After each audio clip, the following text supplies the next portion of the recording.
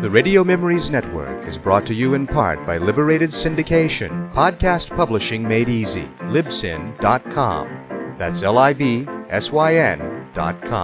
You're listening to Horror Old Time Radio. The Picture of Dorian Gray is a two-part adaptation by Nick McCarty of Oscar Wilde's classic and chilling novel. The Picture of Dorian Gray by Oscar Wilde. Dramatised for radio by Nick McCarty. With Jamie Glover as Dorian Gray and Ian McDermott as Lord Henry Wotton.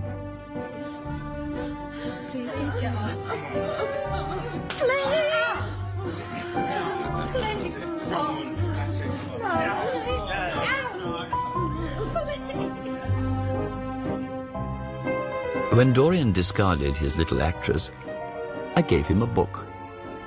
In this book, our hero, a young Parisian, abandons himself to a life of sensual pleasure. There is, alas, a price to be paid.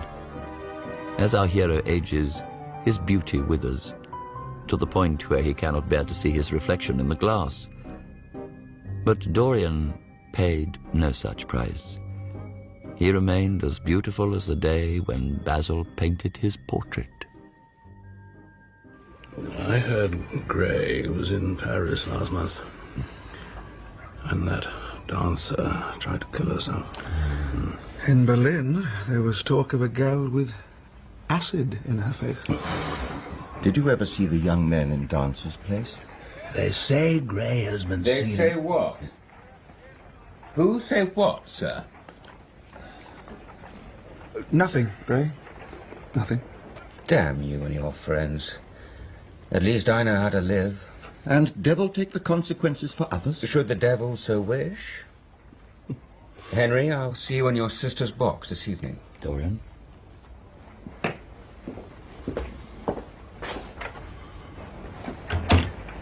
How does he escape the effects of his debauchery, Lord Henry?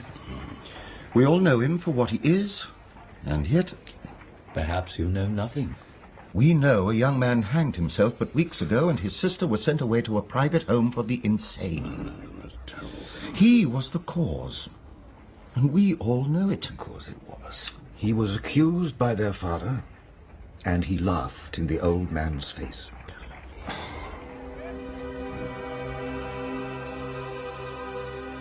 If they only knew. If they could see what I see at home each night, knowing what I know, what I am. Each day I vow I'll not look again at the picture dear Basil painted so long ago. But I can't resist it. It's a drug. I have the keys to the room. I alone can visit it.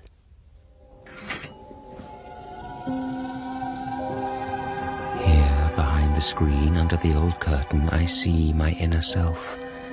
See the face, bloated and blotched with wine. The eyes dead, the mouth thick-lipped, the teeth rotting in the gums. The picture grows old, decays, while I stay young. Young, beautiful, innocent.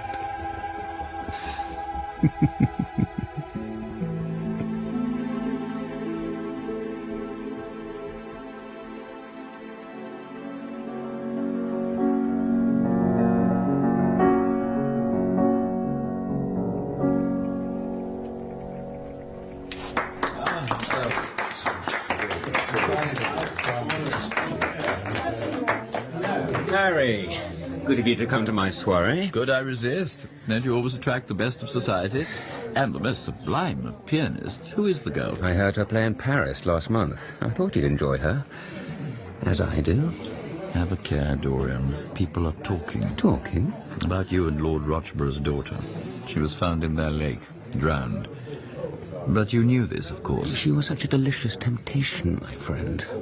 Such a waste. Have a care. I care nothing for what the gossips say, nor society. Men should live as I do, for their senses alone.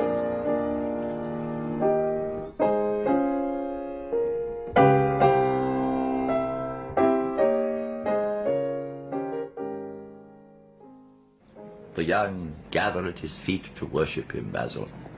He's more than 20 years their senior in age, 100 in experience. Yet I defy you to tell it. He looks exactly as he looked when I painted his portrait. Impossible, of course, but true. Now, the story's true. He debauches himself and whomever he touches. Not me, my friend. Nor you. I hardly see him now. Not since the portrait. Since you took him away. I regret that. I've never painted as well, as truthfully. He lives for the gratification of the senses, Basil. A sensuous life that corrodes most seems to revitalize him. Were you at the costume ball when he came as Anne de Joyeuse in a dress covered with 560 pearls? I was not. What a subject it would have made. If he'd allowed me to paint him, which I doubt. Oh? Does he ever show you the portrait? His portrait? I asked him once, and he flew into such a temper I have never dared ask since. I haven't seen it for years. I followed him once into the stews of London, to the doors of vile women, degraded boys. He walked in, greeting them each by name, laughing, touching. I was revolted by it. Even you? Even me. He gave up the villa we shared in Trouville. He said something about wanting to be in the same place as his portrait. He rushed home only a month ago from a party in Northamptonshire. Where is he now, Harry? Who knows? Gone away again. Men hate him, you know, sneer at him. Are afraid of him. Yet his wealth is his security. Society, civilized society at least, is never very ready to believe anything to the detriment of those who are both rich and fascinating. Manners are of more importance than morals. Respectability is of much less value than the possession of a good chef. You're incorrigible. One does one's best. It's as if some poison is infecting him. Poison comes to a man in many ways, Basil. Think of the Renaissance. You could be poisoned by an embroidered glove, a jewelled fan, a gilded pomander, an amber chain, a book. Book? Evil, Basil, may simply be a mode through which to realize beauty. And I shall pray for him. And for you.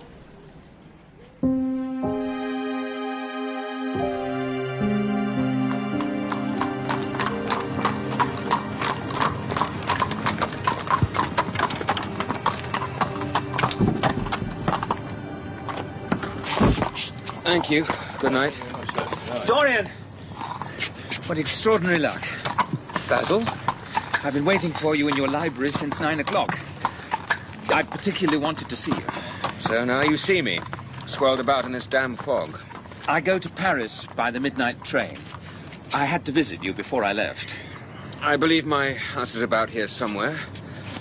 And if I can be sure. I haven't seen you in ages. You'll be back soon? Maybe 6 months, maybe more. I'm taking a studio there. A new project, you know. Something rather big. But it wasn't about myself I wanted to talk. And as you're here, you better come in.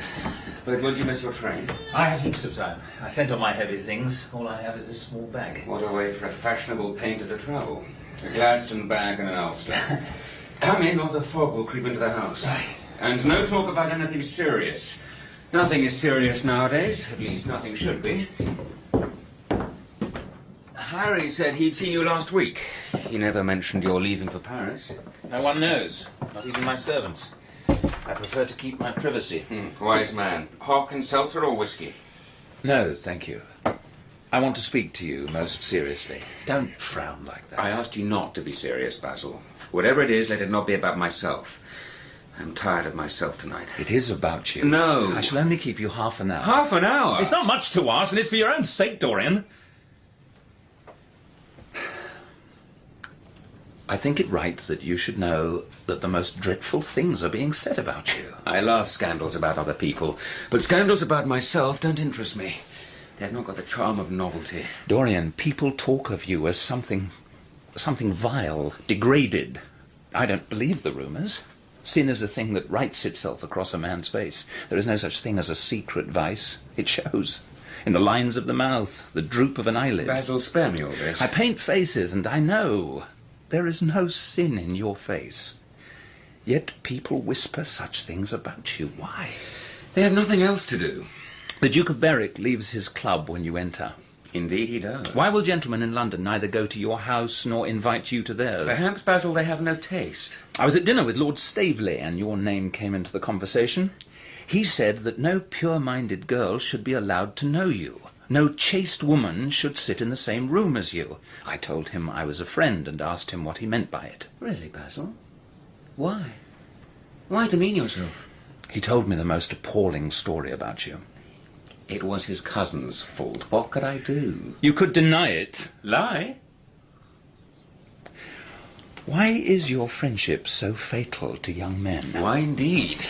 That wretched boy in the Guards who committed suicide, you were his friend. Henry Ashton, who had to leave England. Lord Kent's only son. I met his father in St. James's Street. He seemed broken with shame and sorrow. Basil, what do you know about these things? Berwick leaves the room because I know about him. Everything. Ashton and the young Perth. Did I teach one his vices and the other one his debauchery? And if Kent's silly son takes his wife from the streets, what is it to me? Henry Wotton and you are inseparable, and yet you have made his sister's name a byword. Take care, Basil. Lady Gwendolen was never touched by a breath of scandal. Is there a single decent woman in London who would drive with her now in the park? Even her children are not allowed to live with her. You go too far, sir. You have been seen slinking out of dreadful houses, disgusting dens in every rookery in London. Do you deny it? Don't preach at me, sir. My oldest friend, Lord Gloucester, had a letter from his wife, dying in her villa at Monton. Your name was implicated in the most terrible confession I have ever heard. She is dying, sir, and you smile and shrug. Yet I know you as a thoroughly decent man. Did I know you? Do I know you? I should have to see your soul to answer that. See my soul? Only God can do that. You shall see it, Basil. You shall. You chatter about corruption. Come and see it face to face. Come with me, sir. Bring the lamp and come. Blasphemy! Don't say such things. At least deny these charges made against you. Don't tell me you're corrupt, debauched. Dorian. Dorian. Dorian. Dorian! Don't touch me. Don't touch me. Now, you want to read my soul, Basil? You won't have to wait long. What's this room? My old nursery. A room never used, saved by me. I come here to feast my eyes on my soul. What do you mean? You insisted, and I shall show you. After all, Basil, you are the one man in the world entitled to know everything about me. Draw that curtain back and look at my soul.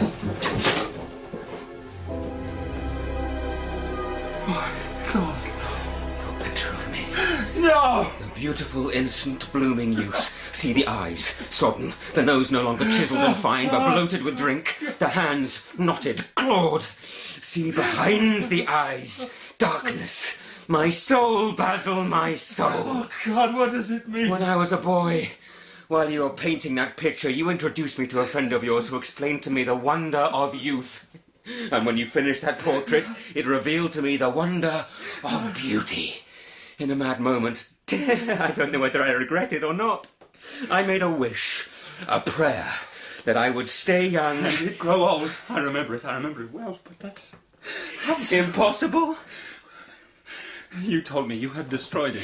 It has destroyed me! It's not my picture, it's not mine. I disown it. Your name is on it. How I hate you for this. It was the face of an angel. And now it is the face of a satyr.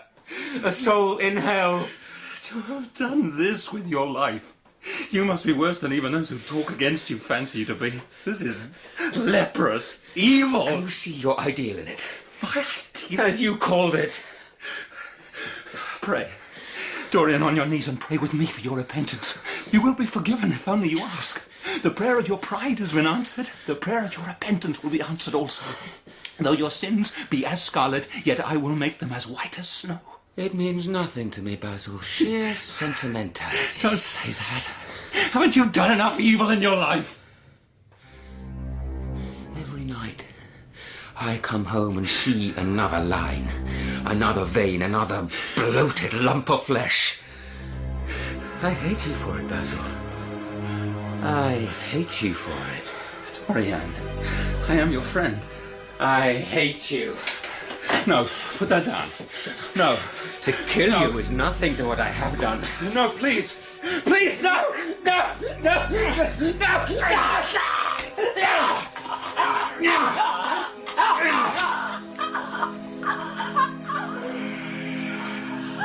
Kick and push and go to hell!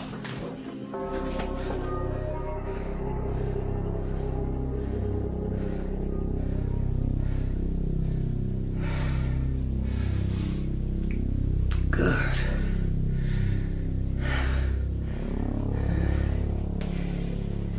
Leave him here.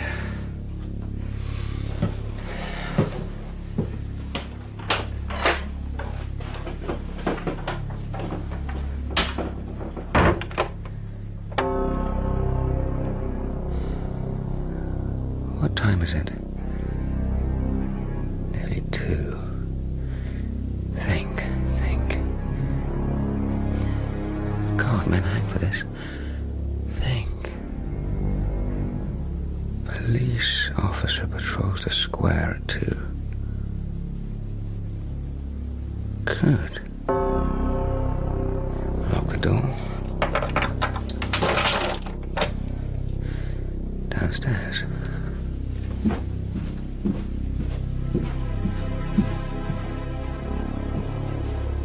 No one about the house. Good. First, cover the blood on my shirt. Yes, my cloak.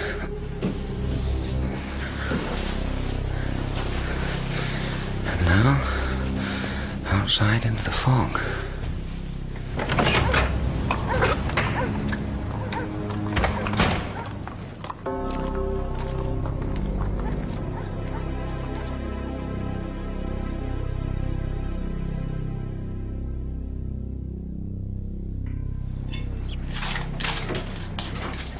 More tea, sir? No, Francis, thank you. It's a lovely morning, sir. Will you be riding in the park? Take this note to Mr. Alan Campbell at 152 Hertford Street. If he's not there, find out where he is and take it on. It's important that he reaches him. Yes, sir. They'd been close, good friends. Then something occurred. None of us knew what, but Alan Campbell never again stayed in a room in which Dorian held court. Their break was absolute. Alan would turn pale at the mention of his name. Mr. Campbell, sir. Thank you, Francis. Show him in at once. Then go to Richmond and collect an order of blue orchids. The usual man. Take the day off. I have no need of you, and the river is looking lovely. Thank you, sir. Mr. Campbell, sir.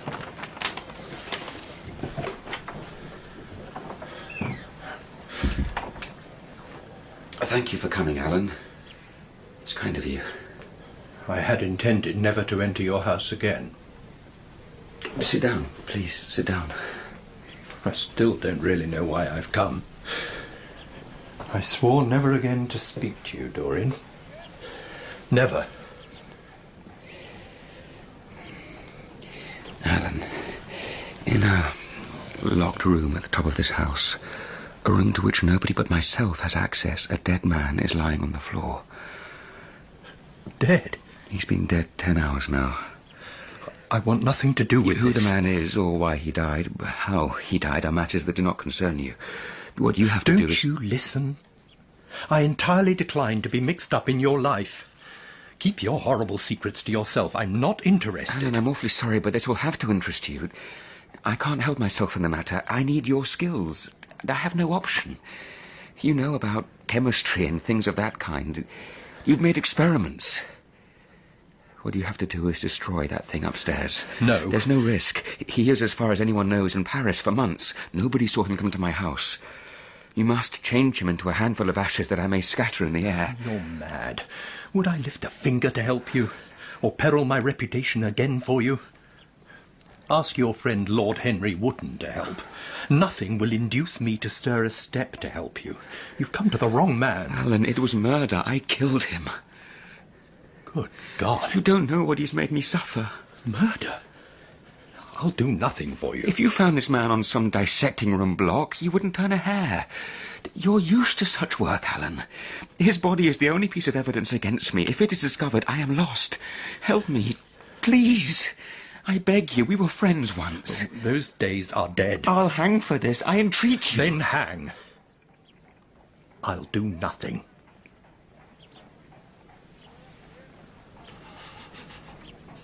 I'm so sorry for you, Alan, but you leave me no alternative. Read this note. Before you do, you should know that I have a letter written that I will post. See the address? You are going to help me. Read it, Alan.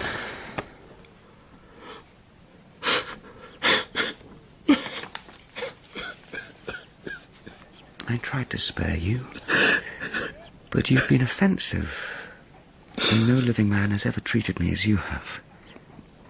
So it is for me to dictate the terms. I can't do it. I can't. You have no choice.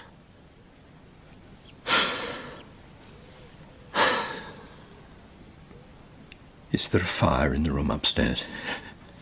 Yes. A gas fire. I shall have to go home to get some things. No, you will write a list. We will send for them. To have gone from corruption to murder as you have done. To force me to do what I am to do. You disgust me. Oh, Alan. I wish you had 1,000th part of the pity for me that I have for you.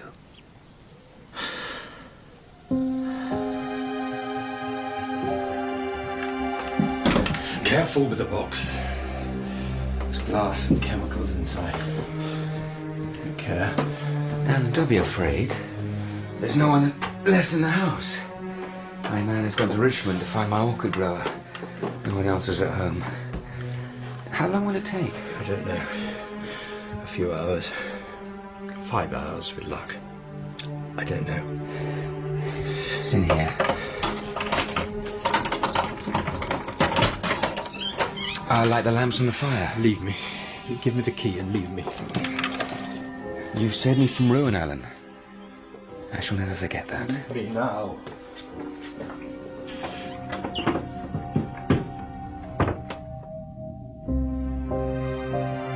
To see him slink into that room, to sit downstairs in my library and read as he went about his work with the corpse, to see the terror in his eyes as he gave me the key to the empty room, to watch my old friend walk broken into the square was curiously exhilarating.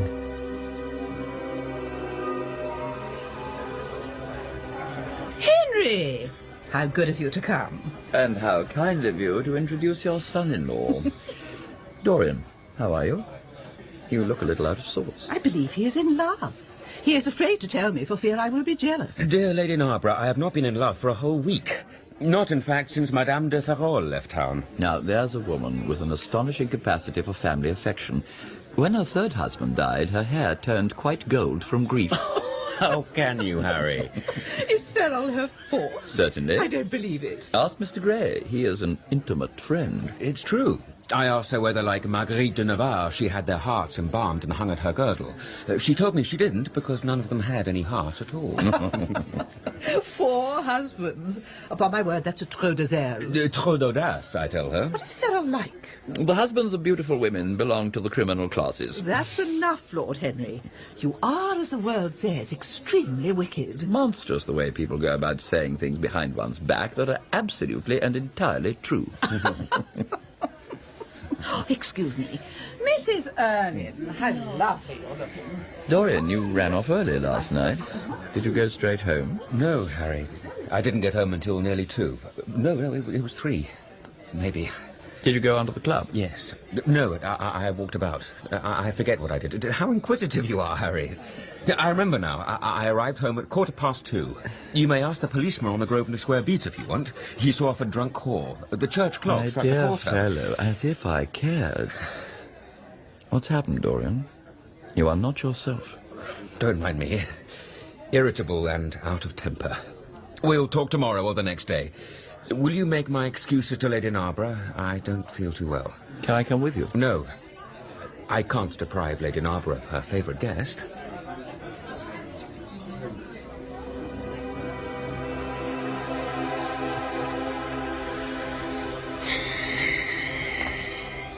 I go home, and there is no one here.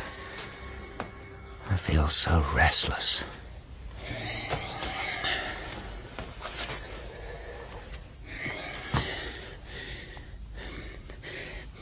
I must have the Florentine cabinet moved. The light quite misses the inlay.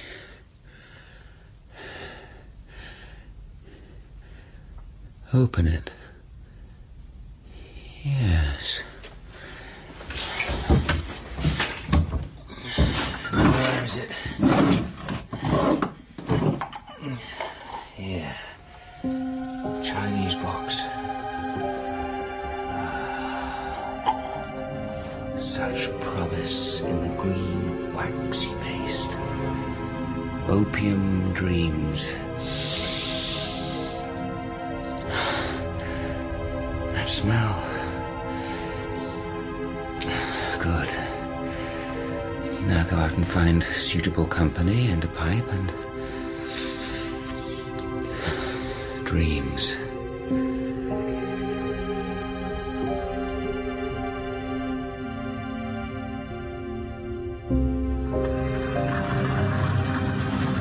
See that girl in the shadows?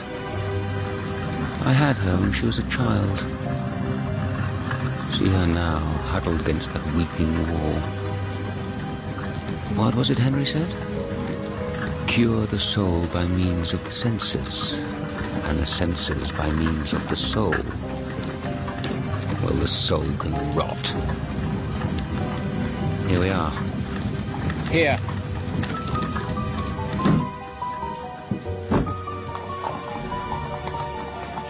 Here. Watch your step here, Gov. It's a leery place. Go.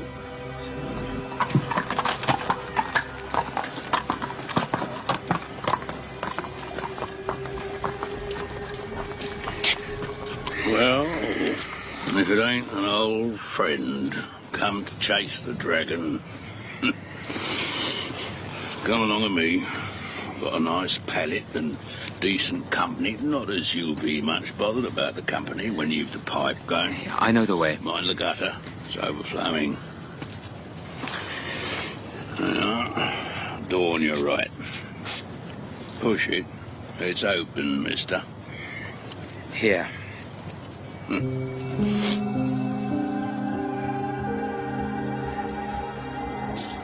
Hello, darling. Come into the light, let's see you. Oh, it's you. I told you never to come back. Who's here? A few friends. Don't you get nasty with me. And a sailor in the back just drinking. You should know better. We'll be clean by morning. Your friend is up the stairs. He took a pipe in case you came along. I said Prince Charming's not welcome again. I said after last time I had no wish to see him again. Tell my friend he can rot in hell. I'll go up the wharf and disappoint him. I have no wish for company. Who was that? The devil's bargain, I call him, sailor. You want a pipe, sailor boy? You had a name for him. What was it? The devil's bargain. Sometimes Prince Charming, he likes that. It reminds him of a girl, he says, and he laughs. What girl? Who does he say? Tell me or I'll break your arm. Leave me be, bastard. I'll have you blinded before you can say nine. Leave me be. I'll slice your throat. His name. Oh, I don't dare tell you his name. On my life, I don't. Put that shiv away. Put it away. That's a good boy. Where are you going? Prince Charming and me have got an appointment. Don't go. Not after him, friend. Not if you value your soul.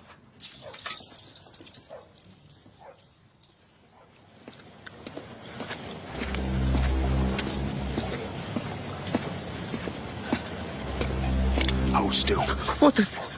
Who the devil... Hold still or I'll snuff you out soon as spit. What do you want? Prince Charming.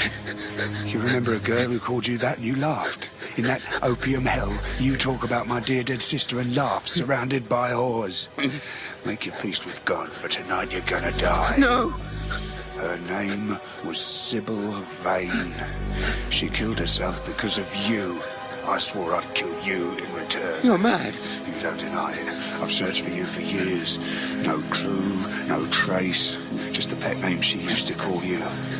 I heard it tonight, and you're gonna die. I never knew her. Never heard of her. Get on your knees and pray. I'll go abroad for India tonight, but first I'll do this job. 1 minute. How long ago is it since your sister died? Quick, tell me. 18 years. What do years matter? 18 years? Set me under the lamp and look at my face. Do I look cruel enough, wicked enough, old enough to have killed your sister? Look at my face. Look at me.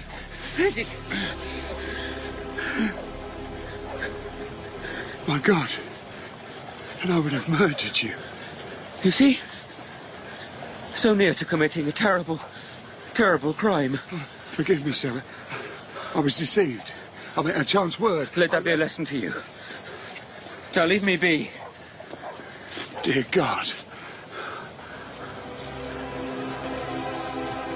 You fool! What? You had him. What are Why you did doing you here? do him in? I never Bad do as it. bad as bad. But he's too young. He'd have been little more than a boy 18 years back. You think so?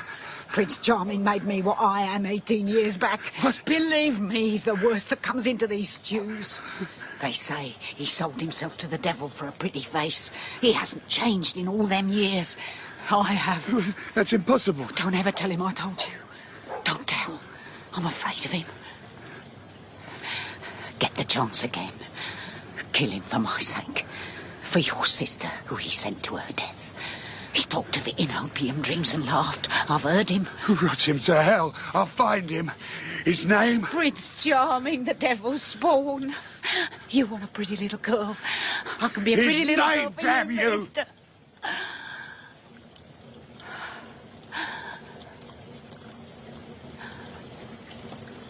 Dorian Gray.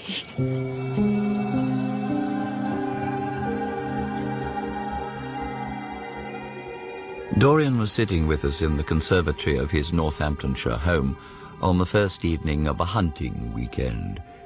Young men in elaborate smoking costumes handed tea cakes to the women. Dorian sat close to the young, pretty Duchess of Monmouth. Her husband, a jaded-looking man of 60, talked to Lady Narborough about the Brazilian beetle he had just pinned into his collection. The mellow light of the huge lace-covered lamp lit up the delicate china, the hammered silver of the service, and the Duchess's white hands and full red lips. I hope Dorian has told you of my plan to rechristen everything Gladys. Oh, Harry. Well, I was thinking chiefly of flowers. Yesterday I cut an orchid from my buttonhole. In a thoughtless moment I asked one of the gardeners its name. Robinsoniana, or something dreadful. Robinsoniana. It's a sad truth, Gladys. But we have lost the faculty of giving lovely names to things. Names are everything. That is the reason I hate vulgar realism in literature. The man who would call a spade should be compelled to use one. It is the only thing he is fit for. Let's talk of someone else. Our host is a delightful topic. Years ago, he was christened Prince Charming. Stop that, Harry. It was a long time ago, after all. It is not good for my reputation. Reputations, like hats, are best made out of nothing, Gladys. To be popular, be a mediocrity. Oh, no. Women rule the world and can't bear mediocrities. We love with our ears as you men love with your eyes, if you ever love at all. It seems to me we never do anything else. Then you never really love, Mr. Gray. My dear Gladys, how can you say that? Each time one loves is the only time one has ever loved. We can have in this life but one great experience at best, and the secret of life is to reproduce it as often as possible. Even when one has been wounded by it? Especially when one has been wounded by it. All I search for is peace. And if I do not go up to dress, I shall have none this evening. Allow me to get you some orchids from the end of the conservatory. A moment. You are flirting disgracefully with him. Take care, for he is very fascinating. If he were not, there would be no battle. Greek meets Greek, then. I'm on the side of the Trojans. They fought for a woman. And were defeated.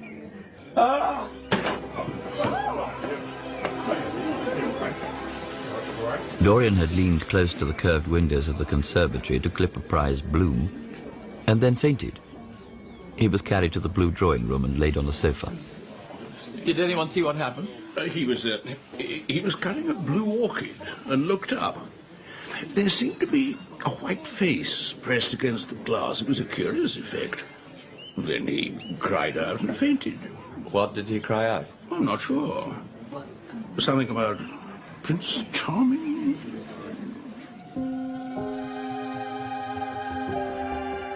Dorian walked alone with the Duchess in the garden the next morning. A crisp frost lay across the lawn like salt. He seemed withdrawn when we met over the breakfast table. I'm afraid I'm out of sorts, Harry. Is the thought of shooting those poor innocent birds? I leave that to the others. They seem to be excited at the prospect. Killing is such merry sport. Do you think a murderer feels the same delight as a country sportsman? Harry, stop. Please. My dear chap, you're quite pale. Did you sleep badly? I had something of a shock yesterday. Do you wish to talk about it? Denby said he saw someone looking into the conservatory just before you fainted. No, absolutely not so. I think I'll take some air after all. If you'll excuse me, you'll find those volumes I mentioned in the library. Enjoy them, Harry.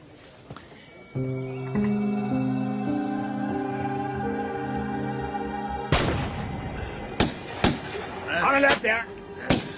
There. Oh, good morning, my boy. No gun today? No, Geoffrey. Have you had good sport? Why, I think most of the birds have gone to the open. I dare say it'll be better after lunch. I had chosen to walk instead of visiting the library. I was beyond the spinney, well away from the beaters and guns. The keen, aromatic air, the cries of the beaters, the sharp snap of guns fascinated me. Looking across the glade, I saw Dorian, smiling and laughing with beaters and hunters alike. He seemed delightfully at ease with himself, dominated by the high indifference of joy.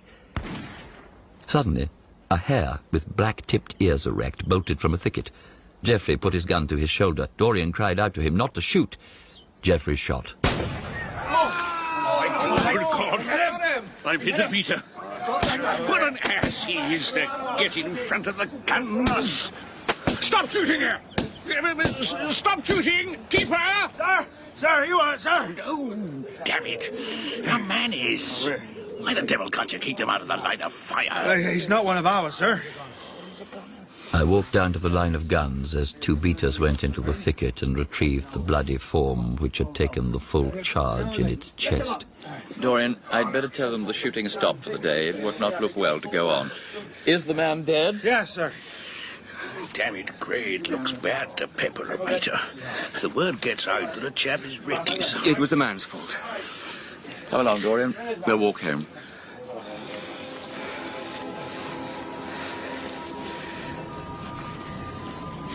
It's a bad omen, Harry. It's as if something horrid was going to happen to us. To me, even. The only horrible thing in the world is ennui, Dorian. To be tedious is the one sin for which there is no forgiveness.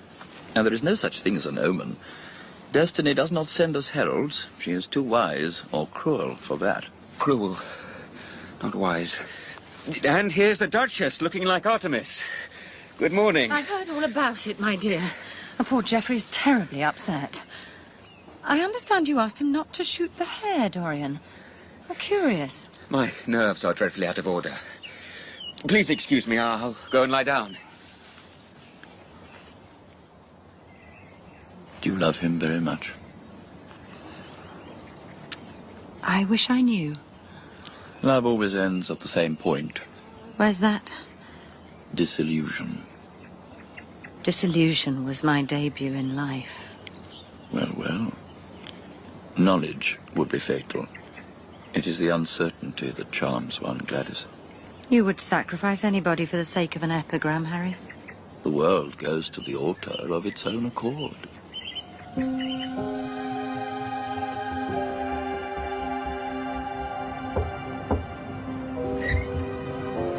Sir? Are you awake, sir? Yes, Francis, what is it? Thornton, sir. The head gamekeeper is waiting. Send him in. Sir. I'll see you now. Mr. Gray? Thornton, is it about the unfortunate accident? Yes, sir. The thing is, sir... Well, we don't know who the dead man is. Wasn't he one of your men? I never saw him before. Seems like a sailor, sir. A sailor? Yes, sir. Tattoos on both arms, that kind of thing. Was anything found on him? Anything that would tell his name? Some money, sir, and a six-shooter. No name. Decent-looking man, sir, but rough. Where's the body? In an empty stable, sir. Folk here do say it's unlucky to have a corpse in the house. I'll go to the stables myself. Come with me.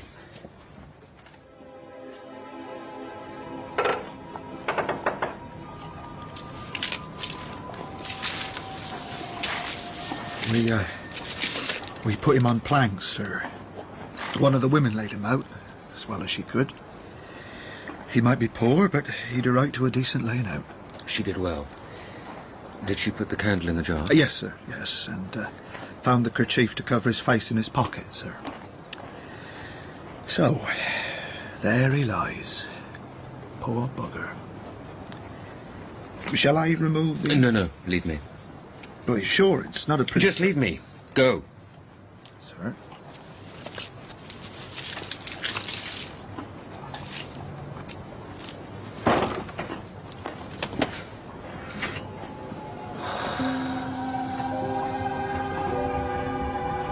Thank God. Thank God. I'm safe.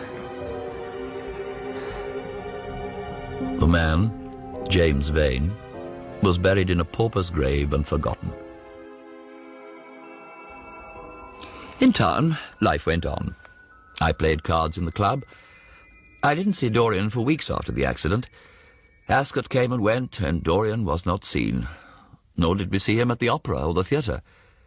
There was a real mystery to occupy the gossips in the salons and the clubs. You know Basil Hallward well, Harry. I see him from time to time. He is not amusing, but he paints well. Have you heard from him recently? Basil's a secretive sort of chap. Seems odd, that's all. It's weeks since he's been seen. They say he went to Rome. My wife heard it was Paris. Dorian walked into the card room and looked about. He saw us and walked over to speak with hand outstretched. Harry, how good to see you. Dorian! If you'll excuse me, Lord Henry. Are you going my way, John? Good night, Harry. Good night, Harry. My apologies, Dorian. Come into the music room and play Schubert for me. It seems sad when I have quite decided to be good. You're quite perfect as it is. Why change? No, Harry. I've done too many dreadful things in my life. I'm not going to do any more. I began my good actions yesterday. The girl you were seeing in the country, the vicar's daughter, was she unwilling to be corrupted? She was beautiful. Quite beautiful. I spared her. She was wonderfully like Sybil Vane. You remember the actress? How long ago that was. I remember her. Poor actress. Beautiful child. Hetty was so like her. Neither of our class, of course. But I loved her. And she was besotted by me. Yesterday she met me in an apple orchard. Blossoms kept tumbling on her hair and she was laughing. We were to have gone away together at dawn. But you spared her. I determined to leave her as I found her. Innocent as the day. I should think the novelty must have given you a thrill of real pleasure. You gave her good advice instead and broke her heart. Harry, you're horrible. She cried, of course, but she can live. Pure. Unsullied. To be married to some dull ploughman or a doctor's third son. Harry, stop mocking me. And don't try to persuade me that the first good action I've done for years is really a sort of sin. Now I shall play. You can tell me what is happening in town. People are still discussing Basil's disappearance. I should have thought people might be tired of that by now. Well, the British public is not equal to the mental strain of having more than one topic to discuss every 3 months. They have been very fortunate lately. They've had my own divorce case and Alan Campbell's suicide. Alan Campbell? How? Did he leave a note? No. He was a friend of yours at one time, I believe. An acquaintance, no more. So what do you think has become of Basil? If he chooses to hide himself, it is no business of mine. If he is dead, I don't want to think about him. Death is the only thing that terrifies me. One can survive everything nowadays except death and vulgarity. Don't people say he was murdered? Why should he have been murdered? He was not clever enough to have enemies. He was really rather dull. He only interested me once, when he told me years ago that he had a wild adoration for you, and that you were the dominant motive of his art. I was fond of him. Basil had no curiosity. It was his chief defect. What would you say if I told you that I had murdered him? I would say, my dear fellow, that you were posing for a character that doesn't suit you. All crime is vulgar, just as all vulgarity is crime. Believe me, Harry. I'm sorry to hurt your vanity, but I assure you it is not true. It is not in you, Dorian, to commit murder. I saw a man in Hyde Park last Sunday. He had a little crowd of uncouth Christians about him. He asked them, what was it? What doth it profit a man if he gain the whole world and lose his own soul? What do you say to that? Why do you ask me that, Harry? I thought maybe you could give me an answer. Harry, the soul is a terrible reality. I know it is. No. Don't mock. There is a soul in each of us. Do you feel quite sure of that, Dorian? Quite sure. And then it must be an illusion. The things one feels absolutely certain about are never true. You are so wrong, Harry. How serious you are. Play me some Schubert. And while you play, tell me the secret of your youth. You've hardly changed in all the years I've known you. I am not the same.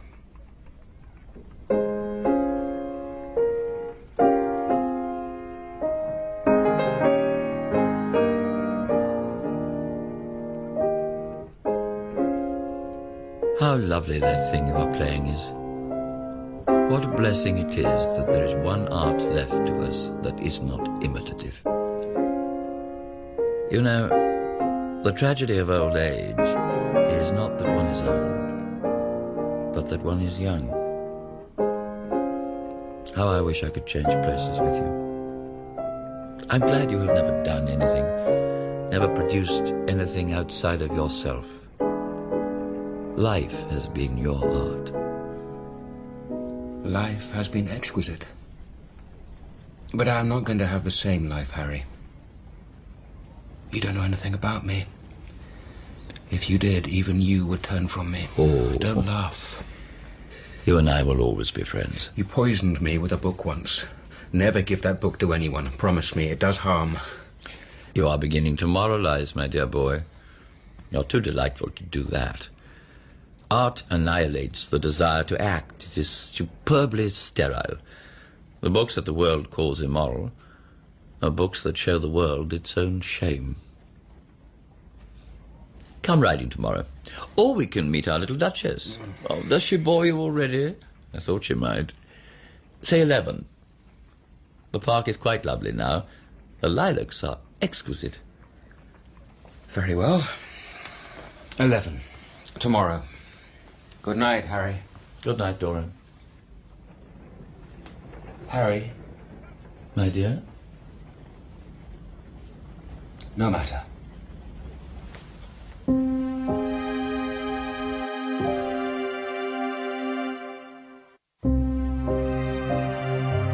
He walked away into the mist in the street below. I watched from a long window, saw him vanish into a swirl of yellow fog.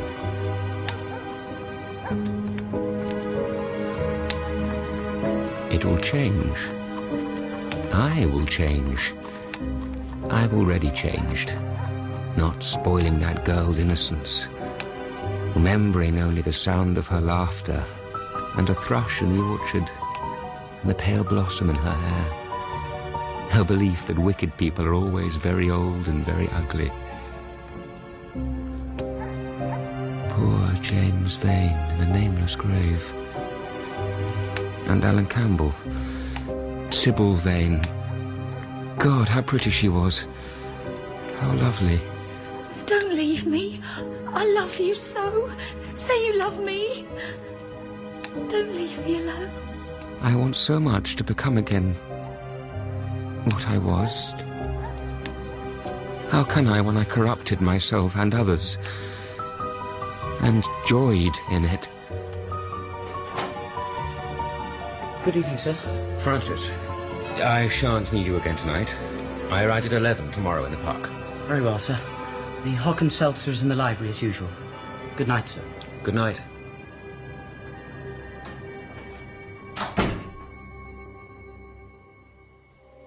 There are cupids running round the rim of this mirror. How ironic. Harry gave it to me years ago, when I really was beautiful. The world is changed, my dear, because you are made of ivory and gold. The curve of your lips rewrites history.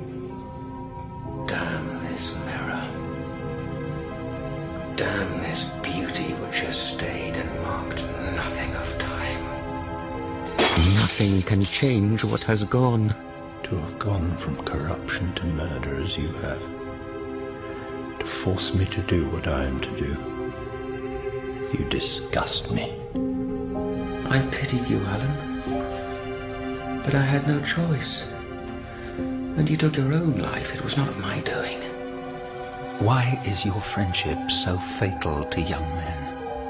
What do I care for you, Basil? You made me what I am and deserve the knife in your throat. And if Ashton destroyed his father, what was it to me? Men do as they want, women do as they are told. Do I care for them? I wonder if my first act of goodness, letting that country girl go without defiling her, does that show in the picture?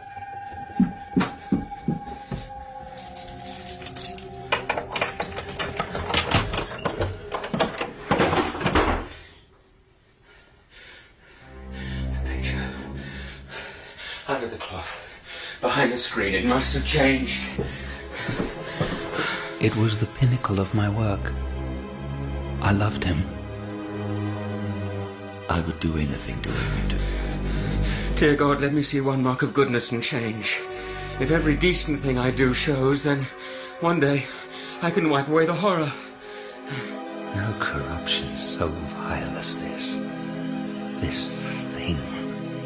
This... No! It's worse than before. There's blood on my hands. More blood. Glistening. Fresh. How can that be when I let that girl go untouched? I should think the novelty must have given you a thrill of real pleasure. Vanity? Was that all it was? That's not true! Vanity? Hypocrisy? To satisfy my own curiosity? No! The blood. It's still wet. Basil's blood. Must I live with his murder forever? Must I confess? Give myself up? That awful face, those slug-like eyes, mean, vicious mouth, always there, showing myself to myself, exposing my soul. I'll destroy it. I'll destroy it! The knife that killed the painter. How appropriate. to take up the knife again, to cut away this thing in the canvas that infects my life, to slash it to oblivion and free myself, kill this monstrous soul life and be at peace. Yes! Yes!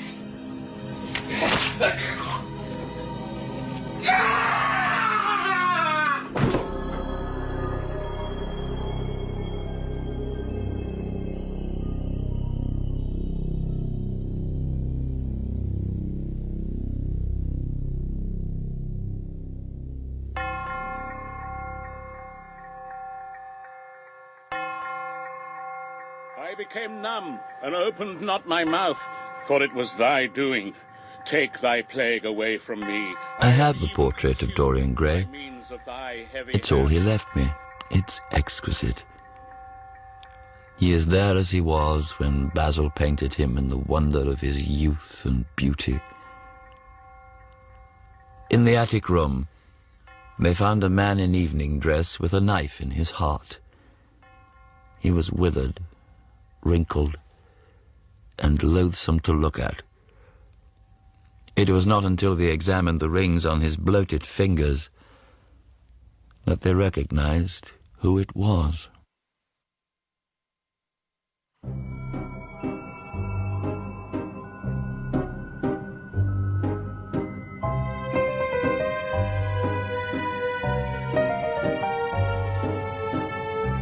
In the final part of The Picture of Dorian Gray by Oscar Wilde, dramatised for radio by Nick McCarty, Jamie Glover played Dorian Gray, Ian McDiarmid, Lord Henry Wotton, and Stephen Pacey, Basil.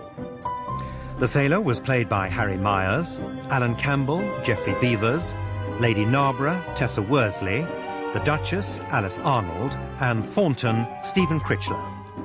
Francis was Tom George, the woman in the opium den, Elizabeth Bell, and the Duke, Brett Usher. Other parts were played by Gavin Muir, Tilly Gaunt, Edward D'Souza, and members of the cast. Music was composed and played by David Chilton. The pianist was Simon Moorcroft. The Picture of Dorian Gray was directed by Gordon House.